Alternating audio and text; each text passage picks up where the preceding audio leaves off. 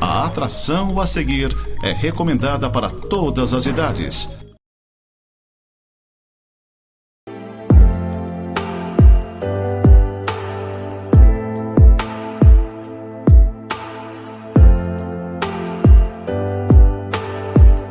Olá, gente querida, gente amada, que a graça do Senhor Jesus esteja com você em meio à sua casa, em meio à sua família. Antes de nós darmos continuidade à temática que começamos no último programa Momento de Santidade, gostaria de repartir com você a chegada de mais 2 livros da série Nossa Esperança, sobre o Apocalipse, o volume de número 17, Com Cristo no Monte. A pergunta é: onde você vai passar a sua eternidade? Só existem 2 lugares, ou no céu ou no inferno. Em um desses 2 lugares você vai estar. Muito radical. Gostaria de não escrever certas coisas, mas eu simplesmente reproduzo aquilo que a Bíblia Sagrada ensina, e aquilo que está especialmente no livro de Apocalipse. E o segundo volume, esse é o mais radical de todos, dá até medo de falar no tema, no assunto: a grande meretriz e a queda da Babilônia, o juízo de Deus sobre a igreja apóstata e idólatra. Radicalíssimo. Eu sugiro que você o adquira, que você o compre e que você presenteie alguém que está vivendo dentro da idolatria, para você saber o que vai acontecer com essa pessoa. Esse livro aqui, eu fiz a dedicatória ao Armando e a Ivone Úrsula Beck. São um casal de primos que moram na cidade de Dourados, no Mato Grosso do Sul. São primos meus, eu os amo de paixão, e fiz a dedicatória. E esse aqui eu fiz a dedicatória para minha tia Silvia Lorena Feuchlander, e eu tenho um carinho muito especial por ela, um amor muito grande. Louvo a Deus por sua vida, por sua casa, por sua família, principalmente por ser amiga da minha mãe. São amigas de chimarrão, são amigas de confidências, e isso é muito bacana quando você tem alguém com quem você consegue repartir as coisas da vida, com quem você consegue abrir o seu coração, e aquela pessoa talvez se comprometa, vamos dizer assim, em manter o sigilo de não sair comentando certas coisas. E eu tenho certeza que a minha tia Silva, minha mãe Anita, tem muito para conversar e muito para compartilhar. Beijo para vocês, Deus abençoe tremendamente. Eu estou falando aqui neste programa Momento de Santidade sobre a vivência na plenitude de Deus. Deus, ele nos salvou para nós vivermos a sua plenitude. E falando em plenitude, eu comecei a trabalhar um pouquinho sobre a vida do apóstolo Paulo, alguém que foi um judeu zeloso, de acordo com Atos 22, verso 3, instruído por Gamaliel, Atos 22, verso 3 também, se tornou perseguidor da igreja, daqueles que andavam no caminho, que seguiam o Senhor Jesus, perseguia e devastava, como o próprio apóstolo Paulo testemunhou em Gálatas 1, verso 13, ele perseguia e devastava a igreja de Cristo, mas que foi transformado por Deus no seu caminho para Damasco. Esse relato está no livro de Atos, capítulo 9, do verso 1 até o verso 9, quando então uma luz, o Senhor Jesus, brilha diante dele, ele cai com o rosto em terra, fica 3 dias sem poder ver, sem poder enxergar.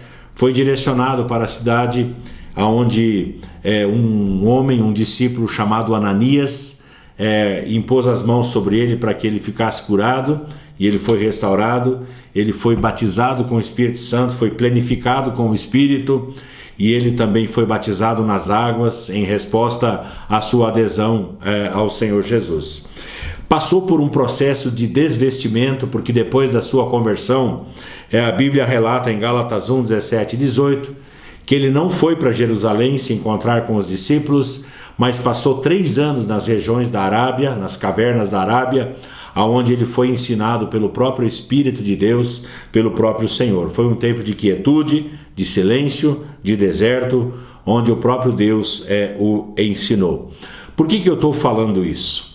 Porque não são só os apóstolos Paulos que Deus tenciona usar.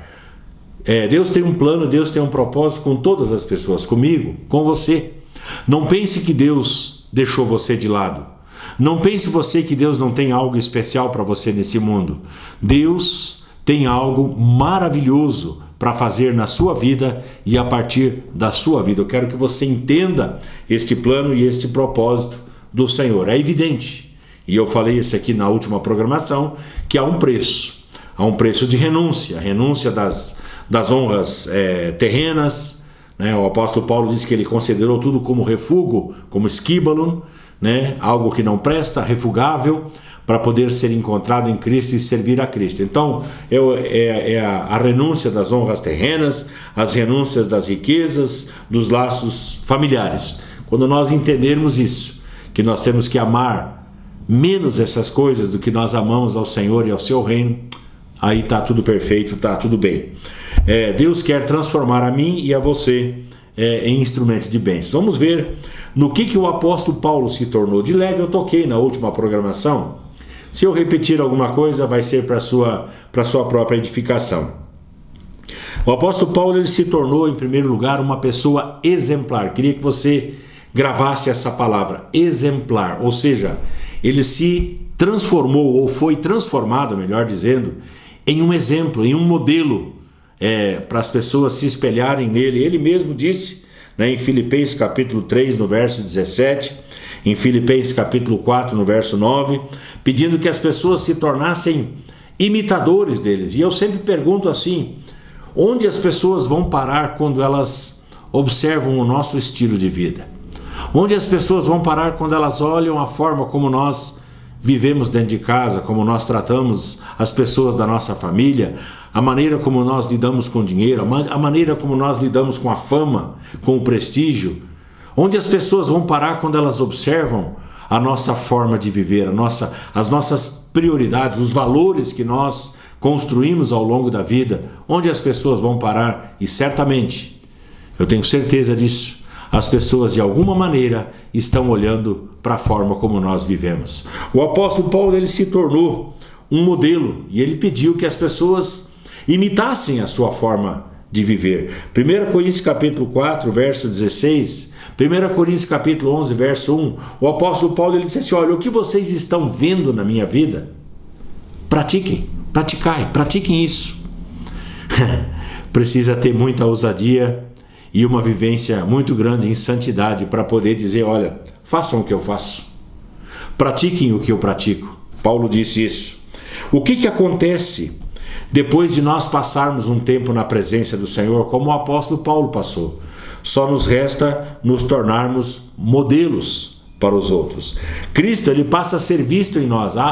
Em Gálatas capítulo 2, 19 e 20, Paulo disse assim, olha, eu não vivo mais, não sou eu mais quem vive, mas Cristo vive em mim. Então ele está dizendo, olha, quando vocês olham para mim, vocês estão vendo Jesus vivendo seus valores, suas prioridades, a sua santidade, o seu relacionamento com o Senhor. Não sou eu mais quem vivo, mas Cristo vive em mim. E esse viver que eu vivo na carne, ou seja, aqui neste corpo, eu vivo pela fé no Filho de Deus que me amou e a si mesmo se entregou por mim. Então Paulo está dizendo, olha, eu sou um modelo, vocês precisam me imitar naquilo que eu estou vivendo.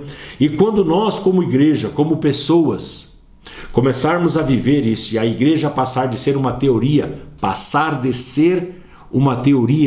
para se tornar um lugar onde as pessoas de fato praticam aquilo que é pregado, aquilo que é escrito na Bíblia, o mundo vai cair aos pés do Senhor Jesus. Presta atenção bem naquilo que eu estou falando para você. A igreja não é um lugar simplesmente para a gente frequentar, mas a igreja é um lugar para a gente existir, para a gente ser e se tornar modelo ou referencial para esse mundo que está vivendo no pecado ou vivendo dentro das coisas erradas. Nós estamos vivendo uma época muito difícil, que eu chamo de uma época de incredulidade. Nós vivemos numa época de densas trevas espirituais e de decadência moral. Eu fico horrorizado, eu fico escandalizado com essa depravação que existe hoje no nosso mundo, essa decadência moral, onde os valores morais, os valores espirituais têm sido deixados de lado. Então eu pergunto, como é que nós podemos reverter essas situações ou essas circunstâncias. Só existe uma forma de reverter esse quadro: quando os cristãos passarem a ser modelo, quando eles se tornarem parâmetro, quando esses cristãos se tornarem um referencial de santidade, de bondade e de decência. Isso é o que nós temos que fazer. Essa é a receita para nós termos como influenciar esse mundo no pecado. A melhor pregação que nós podemos ouvir não é a pregação de um púlpito. Hoje as pessoas falam assim: nossa, mas aquele pastor, ele prega demais, você precisa ir naquela igreja porque aquele pregador... Eu não estou dizendo que isso não é importante. Por favor, entenda. Eu não estou dizendo que isso não é importante, você ouvir um bom pregador. Não estou dizendo isso. É necessário ouvir bons pregadores. Mas muitas vezes as pessoas ficam preocupadas com aquilo que é falado e não se concentram naquilo que é vivido. Então a nossa vivência, ela precisa falar mais alto do que aquilo que nós falamos de púlpito, do que aquilo que nós pregamos, do que aquilo que nós anunciamos. Eu sempre falo que quem precisa dizer que o que eu prego é verdade é a minha esposa.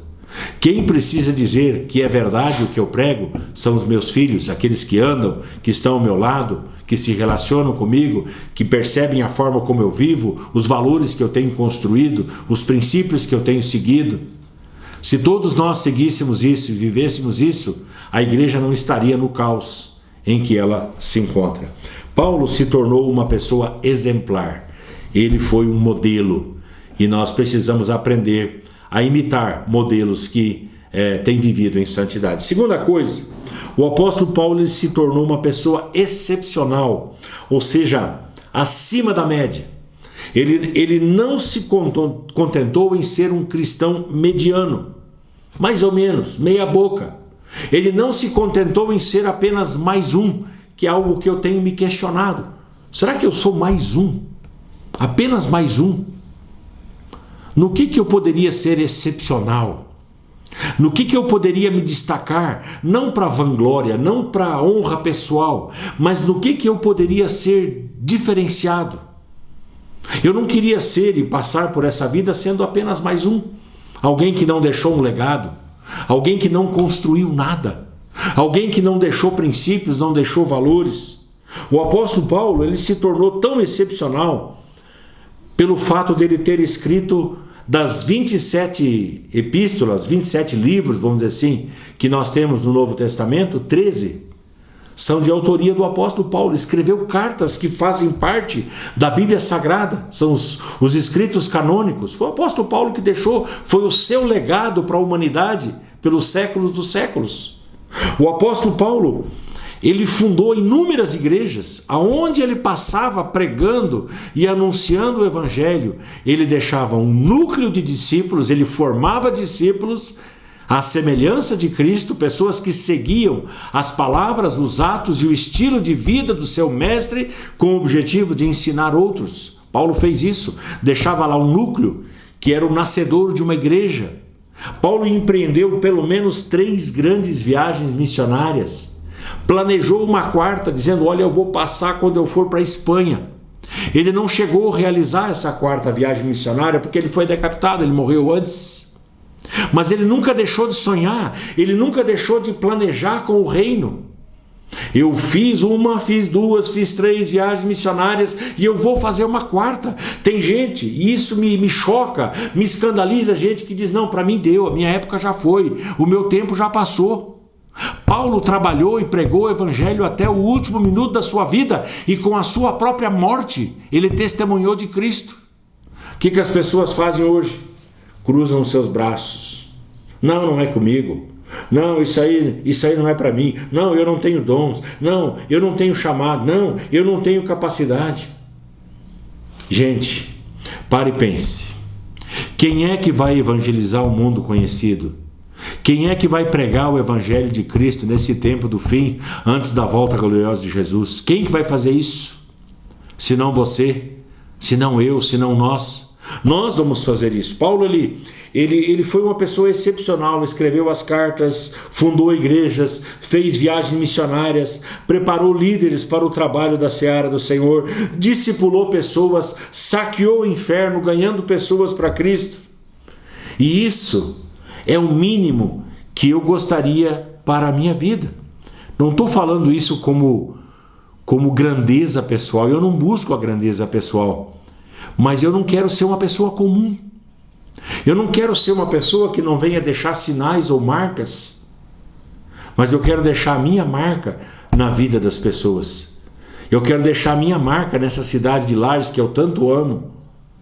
Eu gostaria de deixar um referencial, investindo os meus melhores anos. Eu não sei quanto tempo eu tenho de vida, mas eu tenho usado a minha vida inteira no serviço do Senhor. Eu tomei a decisão de me tornar pastor quando eu era um adolescente. Eu me converti muito jovem, muito menino, tinha 14 anos de idade. E ali eu tomei a decisão, eu quero ser pastor, eu quero pregar a palavra, eu quero ensinar a palavra, eu quero me tornar um mestre, eu quero me tornar um ensinador. E eu busquei isso, eu me preparei para isso e tenho trabalhado isso. Então os meus melhores anos, as minhas melhores forças, eu não sei quanta força eu vou ter ainda, mas eu quero usar o meu fôlego, as minhas forças, para honrar o Senhor, para servir ao Senhor, para fazer diferença na vida das pessoas, as pessoas que estão à minha volta. O meu fôlego até o último instante. Houve uma época em que eu pensava, não, eu vou trabalhar até tal idade, e aí vou me aposentar, vou parar, vou lá para o meu sítio, vou ficar lá. E eu entendo que eu não tenho aposentadoria, eu não tenho como parar de pregar o Evangelho, não tenho como parar de falar das grandezas de Deus. Esse é o meu comissionamento, é o meu chamado. Então eu tenho colocado a minha vida à disposição do Senhor. Eu abri mão de muita coisa. Algumas vezes eu caio na tentação de olhar para as pessoas que têm grandes posses, têm grandes coisas. E eu entendo que não é errado ter posses, não é errado ter coisas, mas é errado você colocar nessas coisas o seu coração. E eu sempre tive muito medo de colocar o meu coração em coisas materiais e permitir que as coisas materiais me afastassem do caminho do Senhor. Eu sempre tive esse medo. Então, eu entendo quando o apóstolo Paulo fala, olha, tudo isso que o mundo valoriza, eu considerei como esquíbalon, eu considerei como refúgio, eu considerei como perda. Meu objetivo de vida é ser encontrado em Cristo e viver para Cristo. Paulo falou isso, deixou linhagem, e Paulo tinha linhagem. Ele tinha privilégios que ele gozava dentro da igreja onde ele foi criado, e ele abriu mão de tudo isso para poder pregar o Evangelho e ensinar o Evangelho. O que ele queria? Ele queria ganhar pessoas. A maior alegria de Paulo era quando uma pessoa se convertia. A maior alegria de Paulo era quando ele podia discipular uma pessoa. E eu sempre digo isso na igreja e prego isso. Uma pessoa não vai saber o que é alegria verdadeira enquanto ela não conduzir uma pessoa a Cristo. Ela pode ter lampejos de alegria, mas saber o que é gozo, o que é alegria completa, ela não vai saber enquanto ela não conduzir uma pessoa a Cristo, porque essa é a verdadeira alegria. Meu prazer é converter pessoas, se é que sou eu que converto, é o Espírito Santo, você me entende. Mas ser um instrumento usado por Deus para levar uma pessoa a Cristo, para conduzir uma pessoa a Cristo. Minha maior alegria é poder sentar com alguém e estudar a Bíblia. Eu não sou afeiçoado ou apegado a multidões. O meu negócio é corpo a corpo, o meu negócio é 1 a 1, 2 a 2.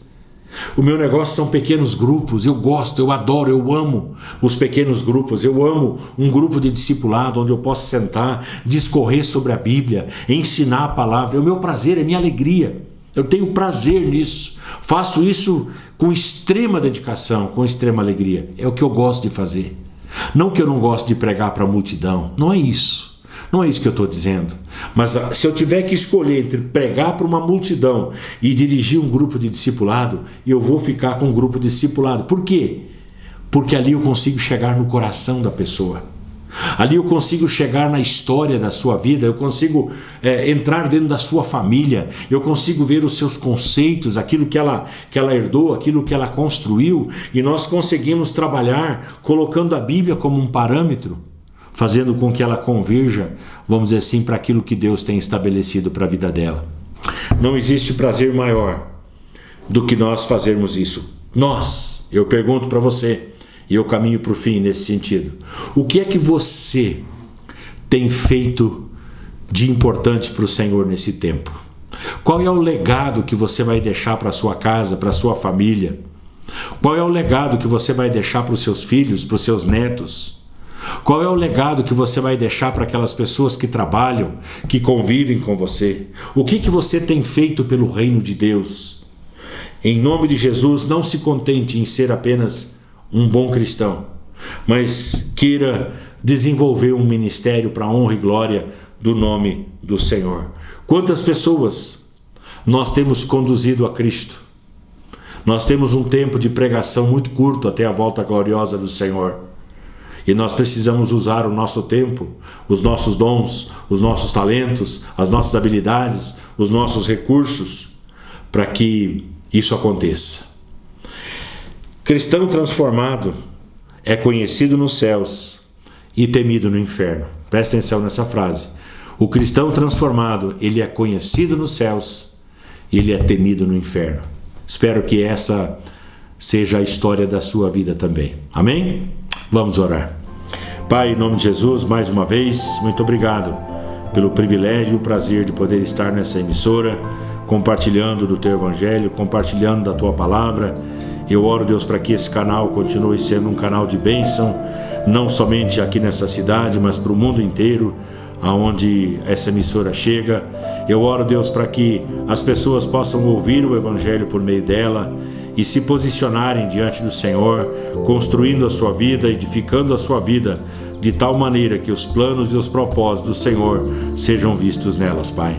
Em nome de Jesus, abençoa essa casa, abençoa essa família. Oramos sempre na autoridade, no nome de Jesus. Amém e amém. Gente amada, gente querida, fiquem todos debaixo da graça e da unção do Senhor.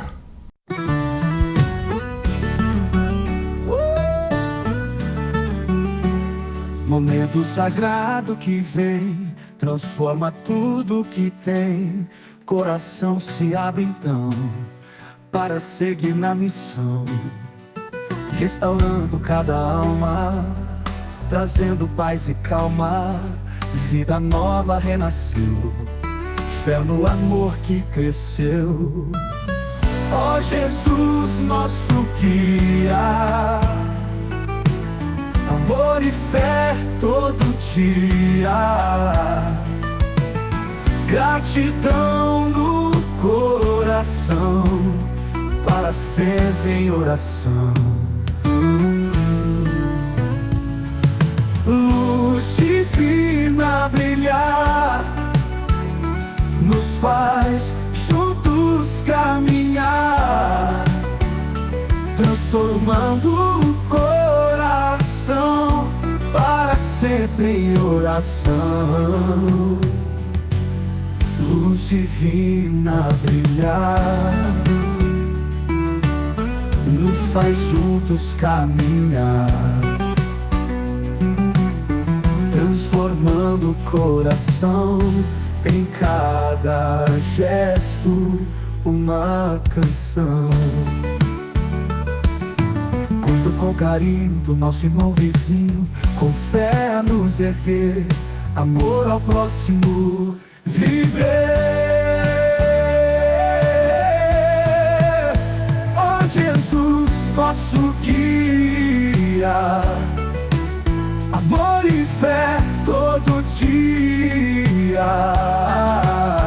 Gratidão no coração, para sempre em oração. Programa Momento de Santidade, Nova Era TV, lá de Santa Catarina.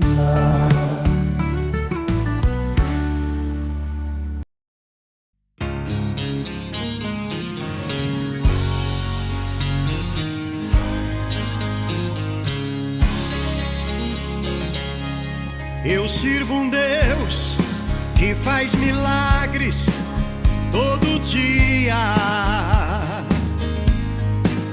Ele é o Deus que faz sinais e maravilhas. Só Ele é Deus sobre a terra e o céu. Ele é grande, Ele é bom e fiel. Ele me deu todo o amor do céu, tão divino.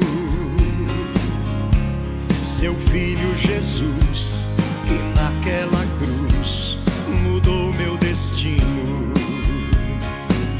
Quando eu pensei estar só, não estava, porque o meu Deus me acompanhava.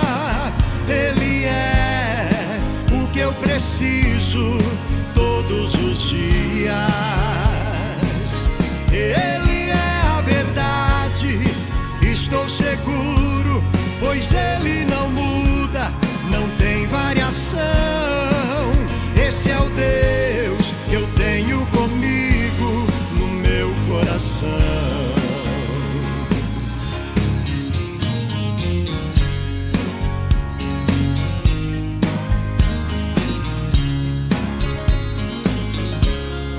Eu sirvo um Deus que faz milagres todo dia. Ele é o Deus que faz sinais e maravilhas. Só Ele